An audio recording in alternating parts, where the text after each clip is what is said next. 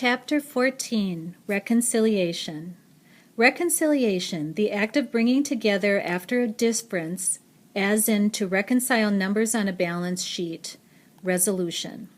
Come on, you two, Mrs. Tresky called up the stairs. If we don't go now, there won't be any room on the grass. We're coming, shouted Evan, sticking his head out of his room. Jessie was sitting on his bed, and he was trying to get her to go to the fireworks. She had her lockbox on her lap and a mullish look on her face. Just say it's a tie, said Evan. Come on, Jess. This whole thing is stupid, and you know it. It's not a tie unless it's a tie, said Jessie, knowing she sounded like a brat, but not able to stop herself. How much have you got? Mom's waiting, said Evan. Put your dumb box away and let's go to the fireworks. How much have you got? Evan tensed up his fingers as if he were strangling an invisible ghost. Nothing, okay? I've got nothing. Look. He turned the pockets of his shorts inside out. Jessie looked skeptical. You can't have nothing. You must have made something. Well, I had expenses, so I ended up with nothing, okay? Are you happy? You win. Evan sat on the edge of his bed, looking at the floor. Jessie felt her heart sink. You spent all your money on mix for your lemonade on wheels stand? Jessie asked. All of it? Evan nodded. Jessie felt like crawling under the bed and never coming out. It didn't pay off so good, she whispered.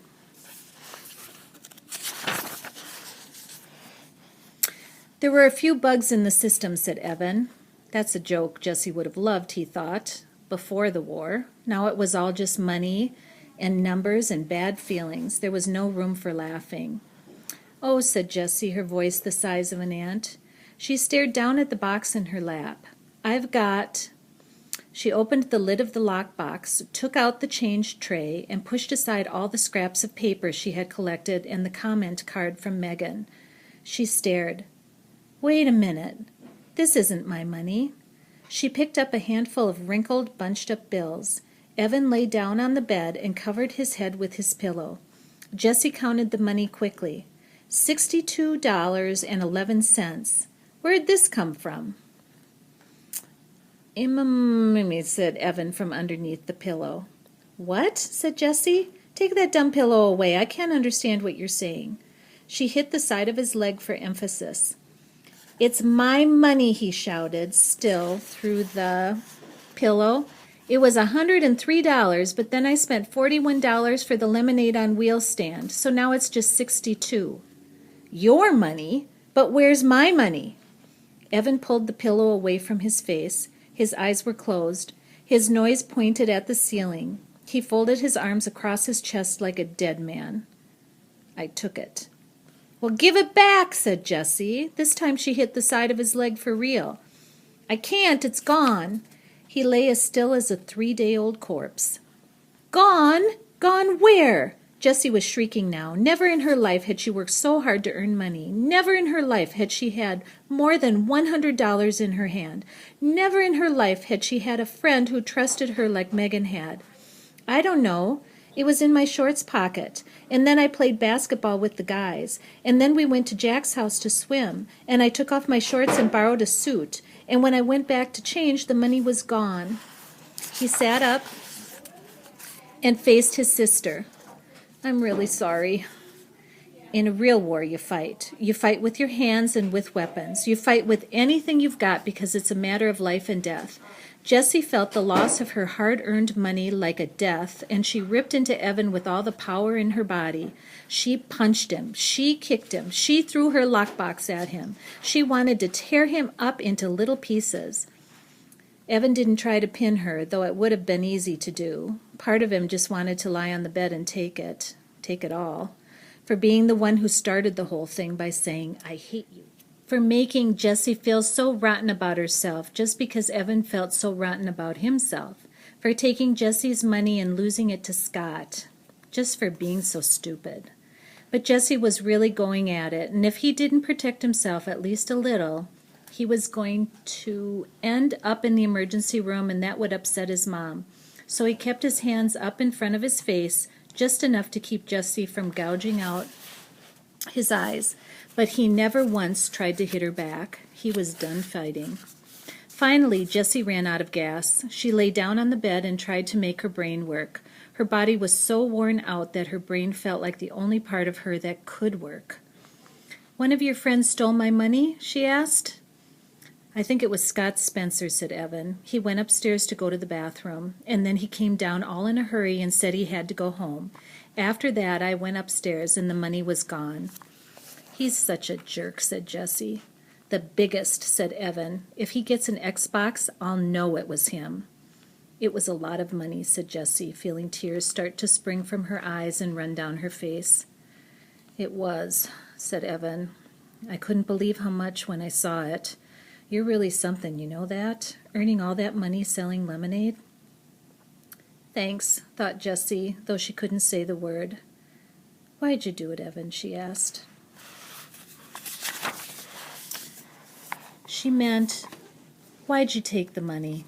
And why'd you act so mean? And why'd you start this whole war in the first place? There were too many questions. "I was mad at you for putting the bugs in my lemonade," he said. "Well, I was mad at you for saying you wanted to pulverize me," she said. "I only did that because you were hanging out with Megan and I felt totally left out." "Well, how do you think I felt when you wouldn't let me hang out with you and stupid Scott Spencer?" "Well, I was mad at you because... Jessie sat up and looked at Evan. Evan looked at the wall. "Because I don't want you in my class this year," he said. "Because I'll embarrass you," she said solemnly. "Because I'll embarrass myself," said Evan. "I never have the right answer in math, and I read slower than everyone when I read out loud, and I make mistakes all the time.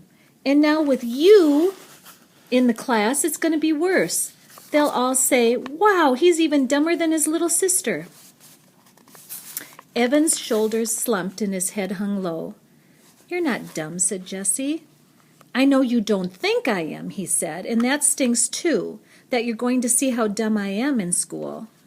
"You're not dumb," said Jessie again. "You made $103.11 selling lemonade in just 5 days." "Yeah, but you made $208. You see, you're my little sister and you're twice as smart as me." Jessie shook her head. "Half that money is Megan's. She just gave it to me to give to the Animal Rescue League. I only made $104. Evan unslumped. "Really?" Jessie nodded yes. "So you made $104 and I made $103.11, said Jessie. So it was really a tie?" said Evan. "No," said Jessie, "I won by 89 cents. "But I mean, come on," said Evan. "After all that, it was practically a tie." "No," said Jessie, "it was close, but I really won." "Wow, we pretty much tied," said Evan. Jessie decided to let it go. For the first time in 4 days, she didn't care about who had more and who had less. Besides, she was waiting to see how long it took before Evan figured it out. Not long. "Holy crud," he said suddenly. "I lost Megan's money too? $104 of her money? Oh, crud." He threw himself back on his bed and covered his face with both arms. Neither of them said anything for a long time. Finally, Jessie broke the silence. "I'm really sorry I put the bugs in your lemonade."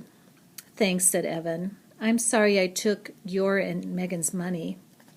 "We shouldn't have done any of this," Jessie said, waving her hand at the money on the bed. "It ruined the end of summer." "Yeah, the whole summer's been crud," said Evan. "Not the whole summer, just the last 5 days. Remember we went to Bar Harbor and we swam at the pond?"